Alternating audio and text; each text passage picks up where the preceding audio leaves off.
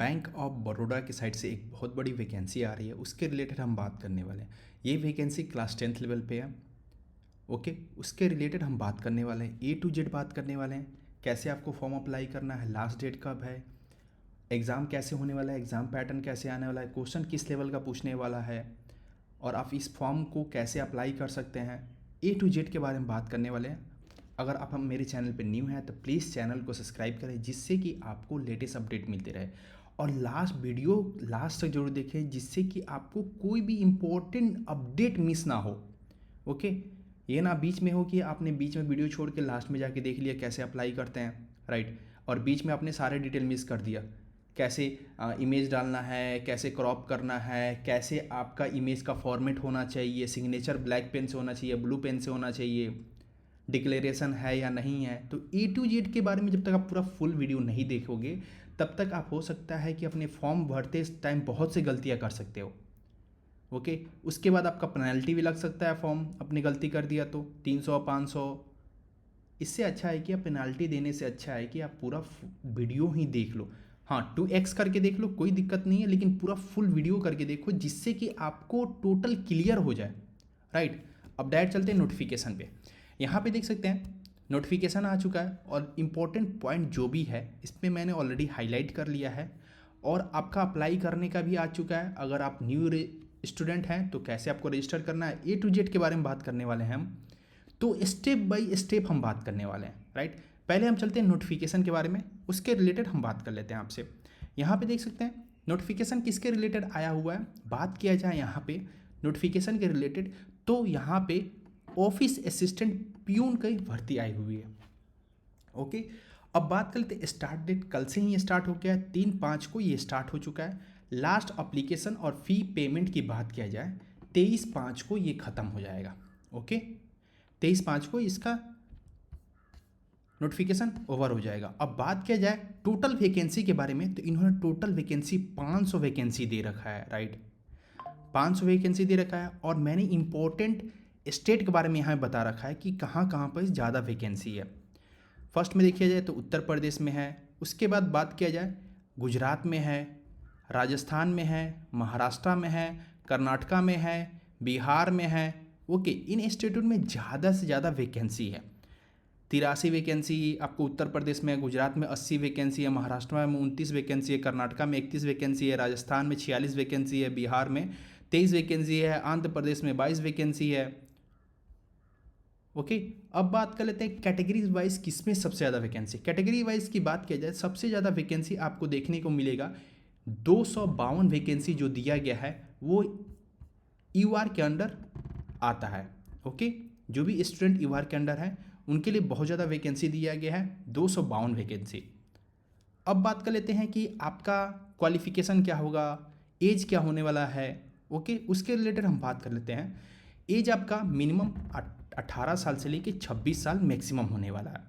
जो भी age relaxation होता है वो as per the government of India के अकॉर्डिंग आपका 5 साल 3 साल जो भी एज रिलैक्सेशन होगा उसके अकॉर्डिंग आप एज लिमिट पे आपको छूट मिल सकता है। अब बात कर लेते हैं, आपने 10th पास किया, एसएससी मैट्रिकुलेशन पास किया है, उसके बाद आपके पास दूसरा क्या होना चाहिए जब आप इस फॉर्म को अप्लाई करते हो सॉरी, आपको लोकल लैंग्वेज में अच्छे से बात करना आना चाहिए। ओके, किसी भी आप स्टेट के या यूनियन टेरिटरीज के हैं वहाँ के लोकल लैंग्वेज आपको प्रॉपर बोलना आना चाहिए। ये दूसरी वैकेंसी का मेन आपका इम्पोर्टेंट है। अब बात कर लेते हैं पे स्किल के लेवल के बारे में। इन्होंने पे स्किल ऐसे डिवाइड कर रखा है, 19,500 लेके फिर 22,160 रुपया, 26,310 रुपया, 30,270 रुपया, 33,780 रुपया और 37,850 रुपया। ओके, इसके लेवल पे अलग अलग डिवाइड कर रखा है। अब बात कर लेते हैं आपका एज लिमिट, जो मैंने बता दिया था कि एज रिलैक्सेशन जो भी as per the government of India के नॉर्म्स होगा उसके अकॉर्डिंग आपको एज रिलैक्सेशन यहाँ पे देख सकते हैं। SC के अंदर, SC और ST के अंदर 5 साल दिया गया है, नॉन क्रिमिनल OBC के अंदर 3 साल और पर्सनल विद डिसेबिलिटी के अंदर 10 साल दिया गया है।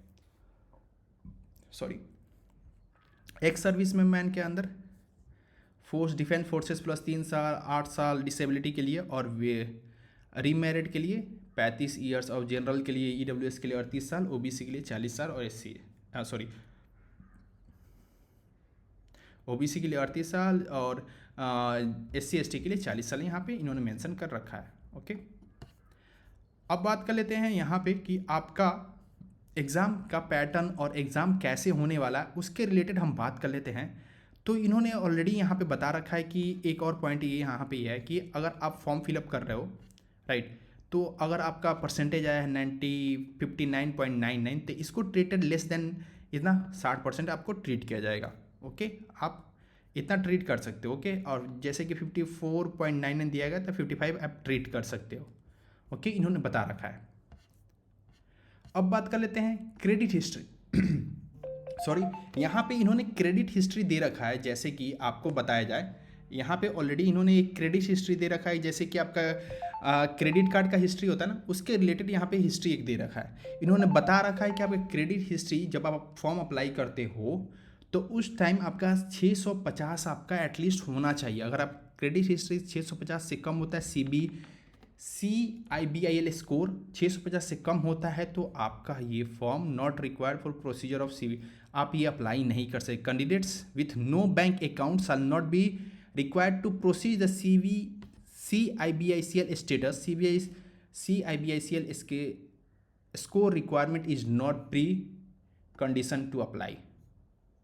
ओके, तो आपका एटलीस्ट आपको डेट ऑफ ज्वाइनिंग के पहले आपका इतना होना चाहिए, ना कि आज ये डेट, सपोज कि आज 4 तारीख मई है, आज ज्वाइन कर रहे हो और आज ही आपका CIBICL स्कोर 650 हो गया, तो भी आपका मैंडेटरी नहीं होगा, आपको विड्रॉ कर दिया जाएगा और कैंसिल कर दिया जाएगा। यहाँ पे ऑलरेडी इन्होंने बता रखा है कि अगर आपको जिस दिन डेट ऑफ ज्वाइनिंग है उसी दिन आपका CIBICL स्कोर आपका होता है 650, तो आपको डिस्क्वालीफाई कर दिया जाएगा। राइट, इन्होंने ऑलरेडी मेंशन कर रखा है यहाँ पे। ओके, अब बात कर लेते हैं एप्लीकेशन फ़ी के बारे में। यहाँ पे देख सकते हैं एप्लीकेशन फ़ी का जो भी चार्जेस है 600 रुपया लगेंगे, प्लस पेमेंट गेटवे चार्जेस जो भी होगा OBC के उसके अकॉर्डिंग प्लस लगेंगे। और 100 रुपये किसके लिए लगेंगे? SC ST PWD और EXES DISX और वुमेन कैंडिडेट के लिए आपको 100 रुपये लगेंगे। अब बात कर लेते हैं, ये वन टाइम पेमेंट है और ये आपका रिफंड नहीं होने वाला है।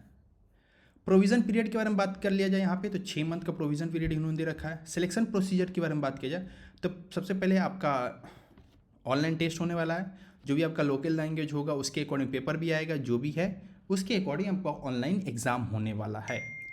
अब बात कर लेते हैं ऑनलाइन एग्ज़ाम के बारे में। तो यहाँ पे ऑनलाइन टेस्ट जो भी होगा उसका आपका सिलेबस क्या होने वाला है, सिलेबस के बारे में बात किया जाए तो यहाँ पे 4 सेक्शन में इन्होंने डिवाइड कर रखा है। पहले सेक्शन में नॉलेज ऑफ इंग्लिश लैंग्वेज आपको पता होना चाहिए, 25 नंबर का क्वेश्चन आएगा और 25 मार्क्स का क्वेश्चन आएगा। जो मीडियम टेस्ट क्या रहेगा? इंग्लिश रहेगा। इसमें हिंदी इंग्लिश कुछ नहीं, बस इंग्लिश है तो इंग्लिश ही रहेगा आपका। जनरल नॉलेज, जनरल अवेयरनेस की बात की जाए तो 25 क्वेश्चन होंगे, 25 मार्क्स के होंगे। इसका पैटर्न क्या होगा? English, Hindi, official language of state, जो भी स्टेट का जिसमें एग्ज़ाम हो रहा है उसका ऑफिशियल जो भी लैंग्वेज होगा उसके अकॉर्डिंग होने वाला है। अब बात होते हैं एलिमेंट्री में अर्थमेटिक की क्या होने वाला है? 25 क्वेश्चन और 25 नंबर्स के आने वाले हैं। और रीजनिंग के बारे में बात किया जाए 25 क्वेश्चन 25 नंबर का आने वाला है। ड्यूरेशन की बात किया जाए, हर सेक्शन के लिए इन्होंने 20-20 मिनट ड्यूरेशन दे रखा है। टोटल 80 मिनट का आपका एग्ज़ाम है। ओके, अब बात कर लेते हैं आपका एग्ज़ाम सेंटर के बारे में। यहाँ पे देख सकते हैं एग्ज़ाम सेंटर ये है और लोकल लैंग्वेज आप ये है।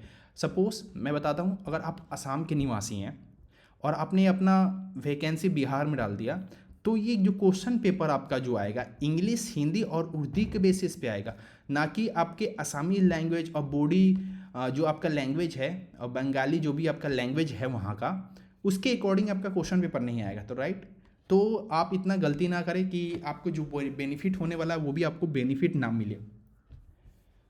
ओके, अब बात कर लेते हैं कि अगर आप ऑनलाइन टेस्ट देने जाते हैं तो उस टाइम ये डॉक्यूमेंट आपके पास सब कुछ होना चाहिए।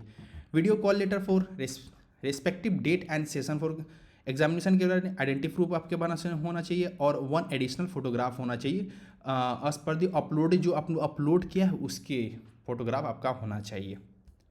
ओके, अब बात किया जाए कि आपका नेगेटिव मार्किंग है 0.25 आपका नेगेटिव मार्किंग होने वाला है। ओके। और एग्ज़ाम सेंटर की बात की जाए तो ये देख सकते हैं टोटल इस जगह पे एग्ज़ाम सेंटर आपका पड़ने वाला है। लेह, लखनऊ, लुधियाना, पुणे, रायपुर, राजकोट, रांची, शिमला, ऐसे जगह आपके एग्ज़ाम सेंटर पड़ने वाले हैं। ओके। जो भी कट ऑफ लिस्ट आएगा वो ऑलरेडी इसके वेबसाइट पे आ जाएगा। और जिन स्टूडेंट ने अभी तक फॉर्म अप्लाई करना स्टार्ट नहीं किया है, जो भी इंटरेस्टेड स्टूडेंट हैं, वो प्लीज़ जाके फॉर्म अप्लाई कर सकते हैं। और अभी तक हमारे इस यहाँ तक आपने वीडियो को देखा है तो प्लीज़ चैनल को जरूर सब्सक्राइब कर लेना, जिससे कि आपको लेटेस्ट अपडेट मिलते रहेगा। जॉब से रिलेटेड जो भी अपडेट होते हैं, उसके नोटिफिकेशन हुआ, एडमिट कार्ड हुआ, रिजल्ट हुआ, अलॉटमेंट हुआ, कहाँ पे आपका क्या अलॉटमेंट हुआ, उसके related A to Z detail मिलते रहेंगे। मिलते हैं ऐसे ही नेक्स्ट वीडियो के साथ। तब तक के लिए जय हिंद, जय भारत, और आपका best of luck for your exam और योर प्रिपरेशन।